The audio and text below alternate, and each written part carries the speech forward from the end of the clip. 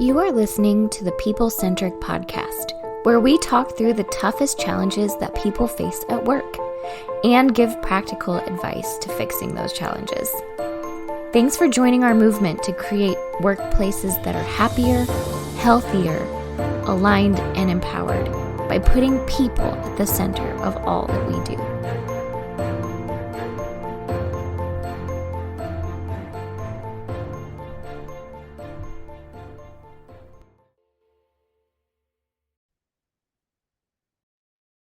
Hey, People Centric leaders, this is Stephanie Anderson, and we are excited to have you back for another episode of the People Centric Podcast. So before I introduce who on the team is here with me today, I wanted to share a little story to frame our topic and time together. So I was in a meeting recently with one of our clients.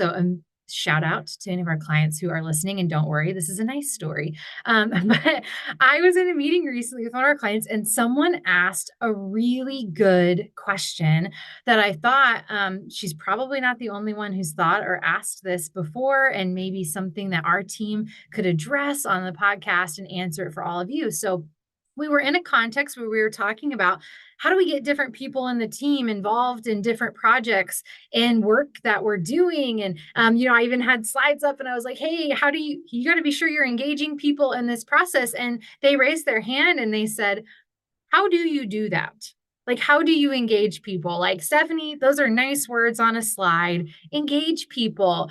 And again, like our answer, which is truthful, but also funny, is like, well, you just engage them, right? Like that helped answer her question. It did not. And so I thought I would bring. Not helpful. I Not know, helpful. not helpful at all. So I thought I would bring this question to our team for a more helpful answer. Because again, I think that's an amazing question to ask when you start doing something new or launching a new project, change in an organization, you're soliciting feedback from the team. How do you actually effectively engage people? How do you get them to not only ride along in the process, but like enjoy riding along in the process and own parts of the process and speak up in meetings and unmute or turn on their cameras? So we're going to pitch this to the team and see what we come up with. So first, you've already heard her voice. We've got Diana Royalty with us. Diana, how do you engage people? Well, I was just going to say that I'm really looking forward to this conversation because my beatings and lashings have not been working lately. So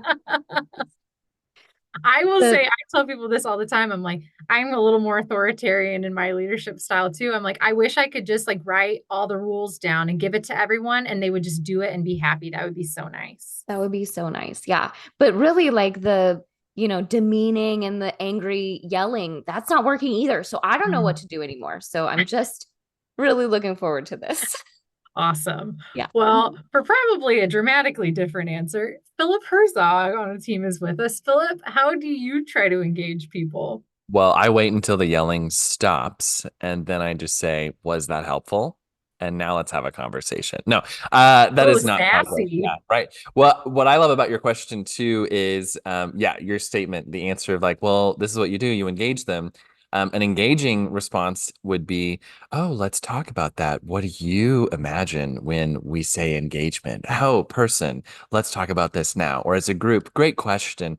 Who else has an idea? What do we mean when we say engage them? Which is what we're doing now. So this is exciting. We had a different step team too we were on recently. A group wanted some input from their team, and someone put the idea forward, what if we use a survey? And a survey can also be a great tool, right? But my ask back to the team was, well, what if each of us here just go talk to 3 or 4 people? And it was specifically a survey about engagement for a specific kind of, camaraderie, rah-rah team thing. So I think for me, woo is one of my top 5 strengths in Gallup. So for me, it's just natural. I'm like, hey, person, I'm a person. Let's talk about this. But my Cliffs Notes version, the best way to engage someone, I think you start with the end in mind. So like, is there somewhere I'd like to go, a direction, and then treat the people you're with almost like a journalist, right? You're either a journalist or a ringleader. And when you start to lean into people and get to know their interests and likes, it's way easier to engage them. You find what's similar between the two of you, and then you walk this great path to doing cool stuff together. Well, You just that's said a awesome. lot of great things that I hate. So I want to unpack all of these things. Yeah, this is the Woo playbook. So if you wanted to get better at meeting new people and networking, go back and write down what Philip just said, because I will say I have seen him do this in action, and it's quite amazing how effective it is to win people over initially. So that's awesome. So thanks for both of you sharing that. I want to go back to something you said, Philip, a little earlier in your thought was like, why is engagement hard? And you pointed to one thing that I think a lot of times in this technological age, engagement is hard because we're not actually talking to each other. So, yeah, you're right. A survey could be a really effective way. But I feel like so often when we start talking to leaders and teams that are struggling to engage people, they're struggling to draw people in, they're struggling to get people to take ownership of processes or systems, or even bring new ideas and feedback to the table. We'll start asking them questions about like, well, how often do you meet, and what are the communication cadences? And what we find out often is like they're not actually talking to each other. So that's one barrier. But what I'm curious to hear what your thoughts are of like some other reasons that we see that engagement fails, or it's hard to engage people. So I am bad about, I'm just gonna be honest, what's happening with me. I'm really bad about taking a beat and doing what Philip was talking about and just like caring a little bit about the human being in front of me. I do genuinely care, but I am just like so high on the command that I'm just like, let's get to work. And I don't really care how your weekend was. I do care, but the work comes first. I don't know. It's a thing.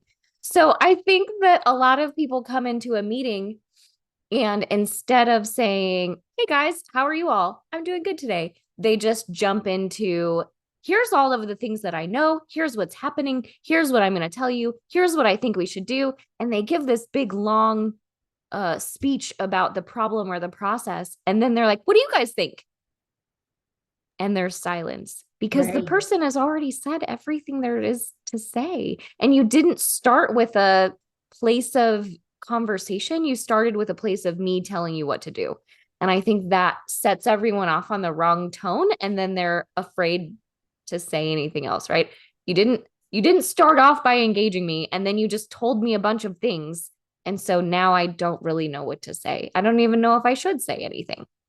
See, and this is where I start feeling like my answer, like, how do you engage people? You just engage them is like the obvious thing, right? But no, you brought up such a good example, Diana, that I think it's a mistake that a lot of us make, especially when we're leading a meeting, right? And we've been tasked to lead this project, we've been tasked to lead this meeting, and we know we have to do it with other people. But usually how the meeting goes is we either stand up there or we're leading the meeting on Zoom or whatever, and we say all of our thoughts first and then be like, okay, and then now who has something to add?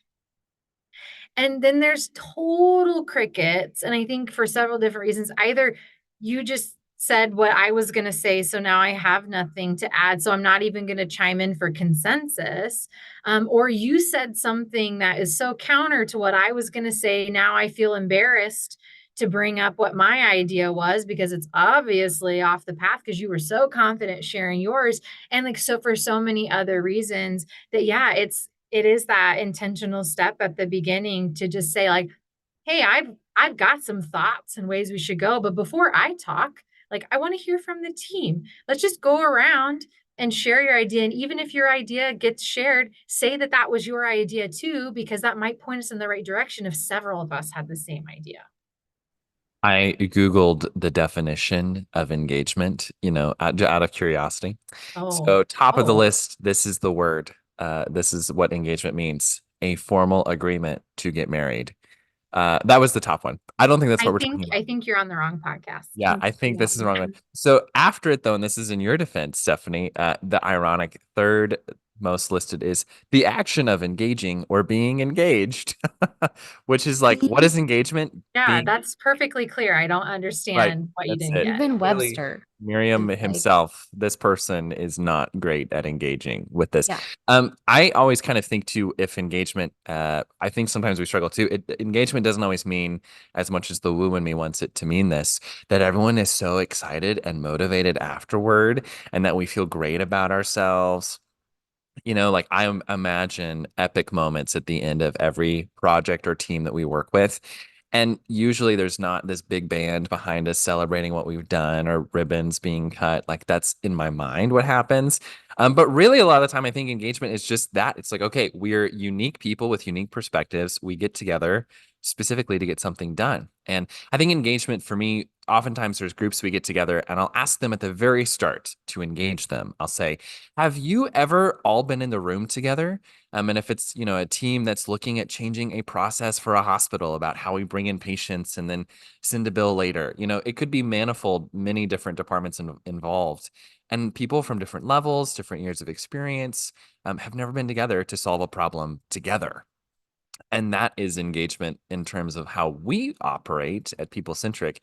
And I love it. People say, no, we've never been in the room together. And I say, great. That's what we're here to do. And that's why you've been invited. Let's roll up our sleeves and then talk about the problem.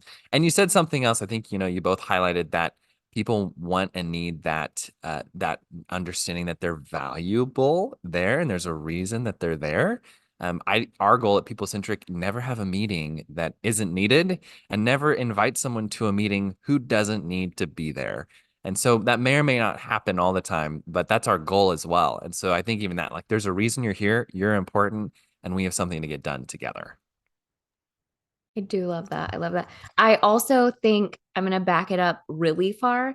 I think that engagement fails when you haven't built the relationship already, right? Like we always say build or like dig the well before you need it. And that's totally true on teams and with relationships and stuff. So if you are going to end up working with some people, and I know you can't do this all the time. I know you can't like build relationships with every single person in your organization and do this every time, but I do think there is something to the build a reputation of caring, build a reputation of vulnerability, build a reputation of relationship before you need to build the relationships and before you need to lean on those things, because that will help even just going into it. If people know that you care and you want their opinion and you're not going to shut them down, and if there's sort of that expectation ahead of time, it's going to be easier to engage the team going forward.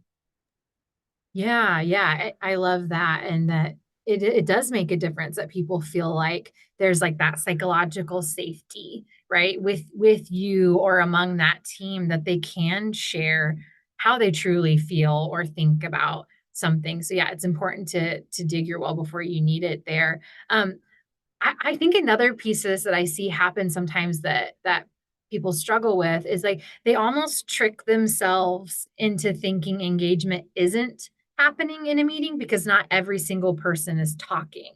And then we sometimes go a little too far on this and place too much value on every single person in the meeting saying something. So like, as we've been sharing, I've been thinking, okay, like what's the other side to this? And if you're sitting and listening to us and you're like, oh, I just have to I have to woo everyone and I have to build relationships with everybody. And that's a lot of talking and a lot of feelings. I think there's a healthy balance that you have to find with it of like, I don't think everyone has to talk every single meeting. And I don't think that everyone has to have an opinion on everything that we're doing or everything that we're deciding. So like don't trick yourself into thinking that engagement isn't happening because somebody hasn't spoken up in a meeting. I think there is a moment where if you notice that someone has really been silent the entire time to reach out to them. But what I have often found to be true is it's that person is probably more introverted or they're more of a processor. And so they're taking in what everybody's saying. So it's not that they don't have opinions, but they probably want to take some time to think about it. And that's maybe the person who's going to send you an email later. And so then I also have to think about, is this the person that's going to be mortified if we go around the circle and we round robin, or if I call them out specifically, like, Diana, you haven't said anything yet this meeting. What do you think? Like, that's I think really I'm thinking, okay, back off. and that's really uncomfortable for some people. So I think, like, just a little like best practice there of like, not everyone has to talk for there to be engagement. Not everybody, we don't have to go around and have everything every time. But I do think if you do notice that someone is really disengaged in a meeting, I think go to them one on one and be like, hey, like, I just noticed like you haven't said much in these project meetings. Yeah. And I just want to check in to see, like, do you have ideas or things that you want to contribute or share? Or is there a way we're going down the path that you don't like? Because I think sometimes people will do that too. If they don't agree with the direction it's going, they kind of just sit back and cross their arms. And then all of a sudden we've finished it and you hate it. Yeah. Yeah. And you just sort of started going towards like the tips and tricks to get people engaged. I think all the stuff we talked about, how it fails, it fails if you don't have trust, it fails if you don't have the relationship, it fails if you're not vulnerable and don't really care. But then you kind of were like, okay, also know that not everyone has to talk. So what are some of those like tricks to get people engaged? If you've already done the pre-work, you've built some relationships, you're open-minded to these things, how do you prevent it from going sideways? What are some things that you can do to actually create engagement? I will say I love a good meeting agenda. And I think it is a way to actually engage people. And I know some of you just rolled your eyes, but I think when it is clear, like, why we are here, like, so what we're here to talk about, what type of conversation are we having? Are we brainstorming? Are we making a decision? Are we giving feedback? And then I understand what my role is in that conversation. Like, am I here to help make the decision? Am I here to just give feedback and share ideas? What's the, like, what are we talking about? What's the purpose of this? That it helps a lot of people engage, because then they understand and they can allow their brain to go to this space that you need them to, versus getting caught up on like some of those basic things. So I think if you have a clear like agenda of like, this is how we're going to run these meetings, this is how we're going to work through that process, spend some time defining that together if it's not already clear, and like talk about what we need from each other. Yeah, I like that. You also mentioned knowing your role on a team, which I think is super important for the we'll call them the champion, the person putting together the team. I think you need to be really intentional about who you're putting on there and why, and let them know, right? Like, I chose you, Stephanie, because you're the subject matter expert and you're doing the job. So I want to hear from you when we're talking about how the process is working or how the process is not working, right? Or I chose you, Philip, because you are the great brainstormer and we really need some good ideas. So just come in and lay them all out. There is no bad idea. I think it's important to tell people what you expect from them before the meeting gets started. I also love your response, Steph, because our mission at People Centric is to build healthy teams with alignment and empowerment. And I think a natural fruit of that is engagement, because engagement is not something you can force. I think that's essentially what we're saying. It's, and you can be as strategic as you want to, but in some ways, engagement is a little unpredictable. So what you can control, or at least influence greatly, is how much you build alignment and empowerment on your team. So knowing your role is a part of that, and then also saying, hey, this is your great skill. That's why you're here. That's also empowering. Oh my gosh, now I know, especially when and where I can step up and say something and contribute. Maybe just a couple other things I would add, just tips that help with engagement. Always relational, yes, but sometimes just pausing in the middle to step back and say, hey, look how far we've come, everyone. Look at what we're doing together. Because sometimes you can get in the weeds on something. I was talking today with a banker who is working on a campaign and marketing for a year and a half. That's a long project. So I just said, oh my gosh, what are some of the exciting milestones you've done? And he started sharing, and it was cool. Just got excited because, again, that's why you're doing the work. And that's one way to lean them in as well. And then second, I would just kind of like also tell people around you. A lot of times we work with teams who get excited about something and you'll say, who else on your team knows? And they're like, no, no, no one. Why? You're the only one that asked. You're the only one that cared. And so some of it, I think you can build excitement and motivation behind something that's important to you if you share it and talk about it. But at work, we usually put out fires and talk more about what isn't working well or what we're frustrated about. So those two things, celebrate where you're going, where you're at, and then just include other people, whether they're on that team or not. Get them excited enough to share it too. Yeah, I love that. And especially your point of like, you got to bring people along with you and get them involved in the process. I think that's another point to put here is like, don't move without people if they're not engaged. Like if you're working on that project or you're in that meeting and like nobody's into it and nobody's talking and like you can just tell like they're not engaged and nobody's volunteering to like do any of the work that needs to happen between meetings. Like, don't just keep shoving them forward. Like, that is not the right move. It will be miserable for you. It will be miserable for them. And you will not end up with the best product at the end, right? Of like whatever you are trying to create or whatever change you are trying to enact will not be as good as it could be if people are not engaged and if you're just dragging them along with you. So, like, I think if you're in that moment, and people are not engaged, just don't move on until they are. And that doesn't mean that we just like, we filibuster and it's a holdout and we nobody leaves this room until we're all on the same page. Don't do that. But I think you can throw the flag and say, "Hey, I'm noticing this. I'm noticing like nobody's volunteering to do any of this. I'm noticing nobody, frankly, seems excited about this anymore. I'm noticing like body language in the room when I'm saying these things. So, can we just talk about that?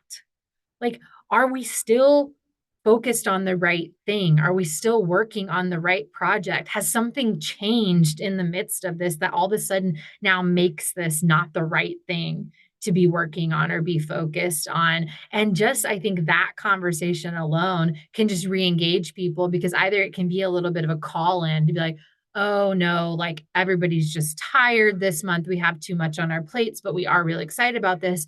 Or it could be the moment where they're like, yeah, you know what? Like, I don't think this is the right way to go anymore. Or something really has changed in our business or our industry that makes this like a moot project now. So I think watch for those. And it's okay if you notice people are not engaged to, like I said, gently call it out. Yeah. And I think you touched on another thing that we consider super basic for engagement, but it's just ask questions. Ask questions you truly want the answers to, right? Don't be like, who do you think you are? And why did you do it that way? Right? Ask the question that you really How want. dare you? That's the only question you ask me, but I Who do guess you think you are? yeah, yeah. Oops. Philip, Yeah. Philip A. Herzog. Thank you. Yeah, thank you.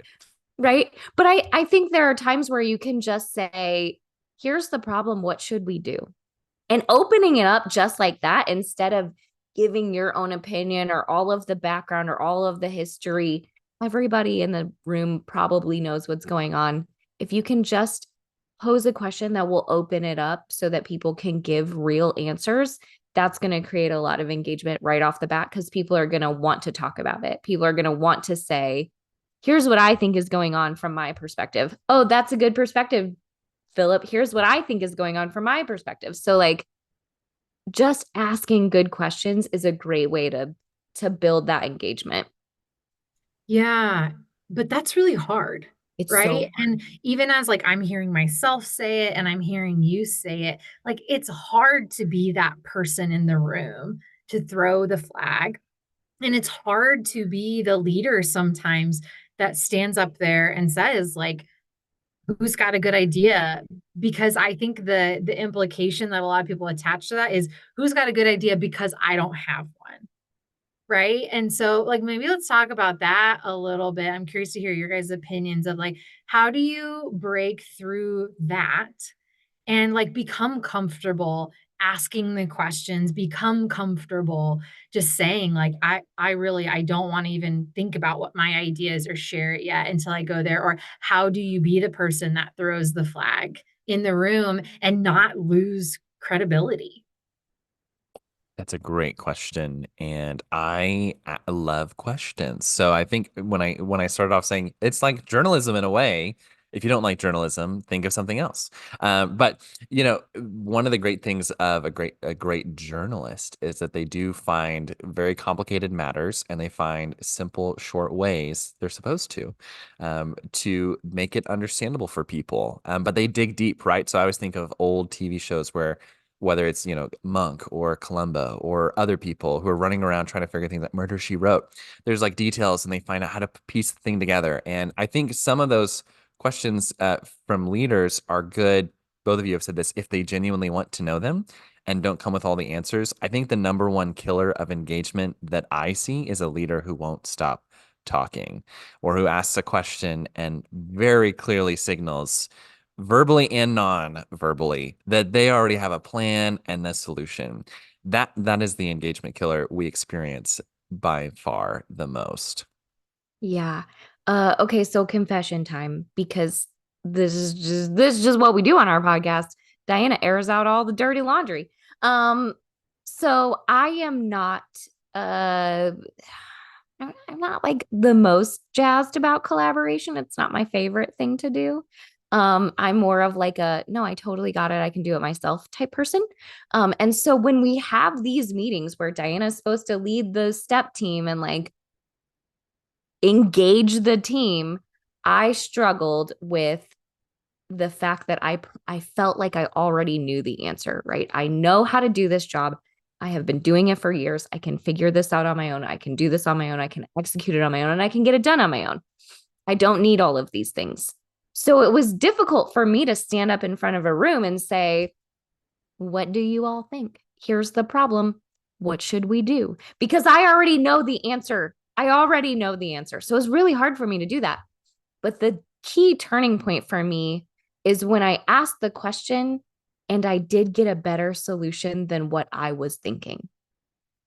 And I wasn't expecting it, right? And that happens time and time and time again to me. I'll be like, "Oh, I have the answer." But then someone else will say something and I'm like, "Oh, crap, that's a better answer." And I think that people want to show that they're smart and capable, but I do think that when multiple people get together who are all smart and capable, you're going to come up with a better solution than one person's solution on their own. And that has happened to me time and time and time again. And so I have learned that asking the question ahead of time, even if you think you know the answer, even if you're like so ready to just be like, "Well, this is what we should do, dummies," don't do it, because you really will come up with a better thing altogether than if you had done it yourself. That's awesome. That's so cool. Well, I'm so happy for you that you have such an amazing team, that we bring so many ideas that are so great. Thanks, Oh dummies. my gosh. Yeah, that's it. That's it. The other thing I was going to add too, I think the other main engagement killer, if you can and step into this to help you succeed, is good. People don't engage up front because they're not used to it, or they're afraid that their idea will be different than someone else's. And either someone does think they're a dummy, or someone will think they're so rude for creating that conflict. So I think that's the other part, to set ground rules up front where engagement, that's the fourth definition when you Google this. Engagement, a fight or battle between armed forces. And I think that's a great definition of engagement, though, because That's so good. isn't it great? It's like So there's so good. many analogies that come with engagement, which is why the question of how do you make engagement happen is so good, because we talk about marriage, we talk about engaging, we talk about battle. It can do a lot of things. So that's the other part, I would say. Be willing to have different ideas and still come together in the end. Yeah, I love that. And thanks, Diana, for like sharing your thoughts there, because I think a lot of people honestly feel that way. And even if they might not say it the same way that you did, I think a lot of times we're like, well, like I'm the leader here, and like this is why you put me in this job, is to get crap done. And so just get out of my way and let me do it. And this is where it hits Philip's fourth definition of engagement of war. Right. And so for those of us who are more assertive, this has become war suddenly. So I appreciate you saying that, because I do think a lot of people feel that way, or it starts tapping into imposter syndrome of like, if I don't show up to this meeting, at least appearing like I've got this figured out and I know which direction I'm taking us. I'm not leading the team into the wilderness blindly here. But again, to both of your points of like, when you just take the time to engage people and ask the good questions, like you'll come up with something better than you thought. And that then the dissent or the conflict becomes really constructive versus like you beat everyone into submission to doing what you want to do. Yeah. And we always say that like conflict is healthy and it feels uncomfortable, right? So like if you guys came up with an idea that I was like, I tried that 5 years ago, it totally failed. Here's why. It would feel like I'm being combative. But then because we know that conflict is healthy, you guys come back with, well, Diana, that was 5 years ago and it was a different team and we have different tools and maybe we should just try it and you should stop being a naysayer. And so that kind of conflict kind of gets everybody feeling safe to make changes. And I think those are really important moments in the engagement war. That's what I'm going to call engagement war. Engagement war. Nice. Yeah. Well, any final thoughts from our team on this topic? I think we've shared hopefully some tips that are helpful for you, but any final thoughts? Don't worry if it doesn't feel like it's going well, because engagement is hard and it takes time to get it there. And so as long as you keep asking the questions, as long as you're being transparent, as long as you're all working towards the same goal, it'll get there. Even if it takes longer than you think that it should, it will get there. Engagement is totally hard. So just don't be too hard on yourself if it's not there yet. Yeah, a good truth we all needed to hear.